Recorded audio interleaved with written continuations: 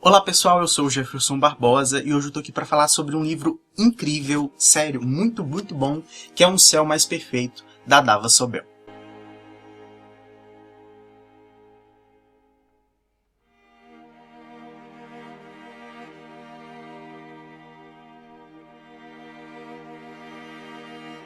A Dava Sobel é uma escritora norte-americana que nasceu em 1948 e ela é conhecida por seus escritos de divulgação científica. Ela tem alguns livros já publicados pela Companhia das Letras, como por exemplo A Filha de Galileu, Os Planetas e Longitude. Um Céu Mais Perfeito, com o subtítulo Como Copérnico Revolucionou o Cosmos, foi publicado em 2011 e ganhou essa edição para o português agora neste ano. Então nós vamos acompanhar, como o subtítulo diz, a trajetória do Nicolau Copérnico e como ele mudou a nossa visão, nosso ponto de vista de enxergar o cosmos. O primeiro aspecto positivo do livro é sua estrutura diferente. Primeiro porque ele é um livro de não ficção e ficção ao mesmo tempo. Aí você me pergunta, como assim? Ele pega as coisas, ele é baseado em fatos reais e ela mistura drama? Não tem nada a ver com isso. É porque é o seguinte, a Dava Sobel, ela primeiro queria publicar apenas uma peça que faz parte desse livro, uma peça dramática em 2 atos, e na qual tratava sobre o encontro do Copérnico com o Réticos, que é o responsável pela publicação do seu livro, que mais à frente a gente vai conversar um pouquinho. Só que o editor, que nesse caso foi um brilhante editor, disse para ela acompanhar a peça de teatro com textos mais informativos sobre a vida do Copérnico, sobre as consequências da publicação da obra, e a peça, então, faz parte dessa edição. Então o livro agora é dividido em 3 partes. A primeira parte vai abordar o começo da vida do Copérnico, como que foi a sua vida, como ele começou a pensar na teoria do heliocentrismo e apresenta alguns personagens. A segunda parte é a parte de ficção, na qual ela tenta imaginar como foi o encontro do Copérnico e com o seu discípulo.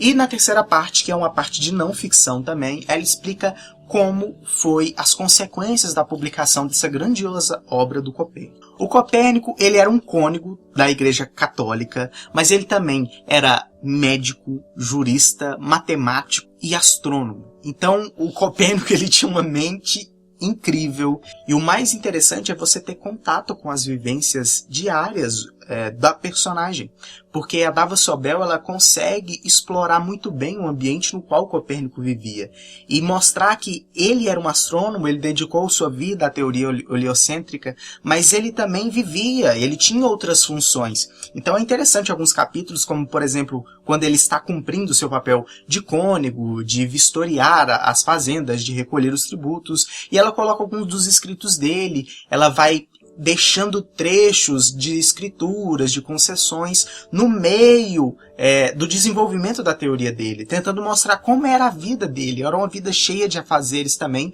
e no meio desse tempo ele criou essa teoria. O ponto de discussão mais interessante do livro é a respeito, então, dos conflitos que passam dentro da cabeça do Copérnico. Copérnico, então, sendo um cônego da Igreja Católica, ele passaria, e muito disso, e muito do trabalho dele não ter sido publicado enquanto ele era ainda vivo, se deu a essas preocupações e contradições na qual ele teria que enfrentar ao publicar uma teoria na qual a Terra não seria mais o centro do universo, a Terra não estaria estática e os planetas não se moveriam ao redor da Terra, mas sim ao redor do Sol. A Terra não estaria parada, estaria em movimento.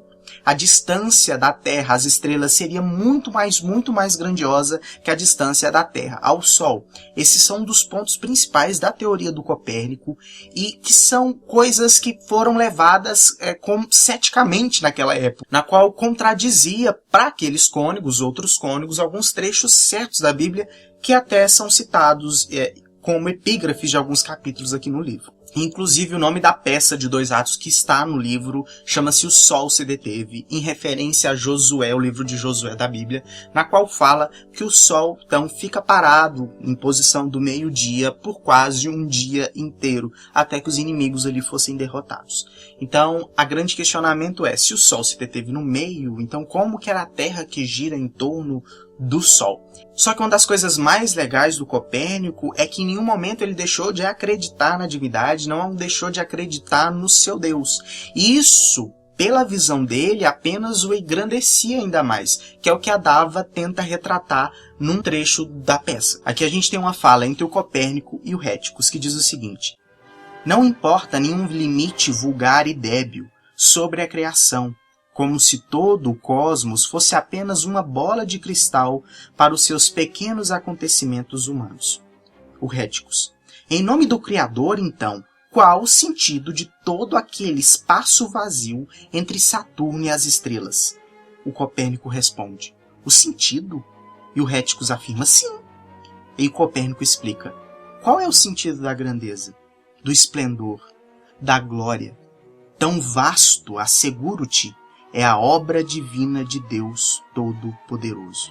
Então, isso apenas afirma que esses questionamentos e essas descobertas do Copérnico, na visão dele, apenas engrandecia aquilo que ele acreditava. O que é muito interessante, porque às vezes a gente pensa a ciência e a religião como opostos que se repelem, né, que não se atraem, e que um acaba negando o outro. Mas nesse caso, justamente o contrário, essa visão tão grandiosa, pensar num universo mais amplo, mais vasto, mais complexo, apenas deixava o Criador disso tudo numa visão mais elevada. Justamente por isso, por todos esses questionamentos, o Copérnico ele ficou inibido de publicar sua obra. Ele escreveu ela durante muito tempo e é um matemático que viaja toda a Europa para encontrar com o Copérnico e para se tornar o seu discípulo, mesmo forçado e tentando convencer o Copérnico a ser o mestre dele.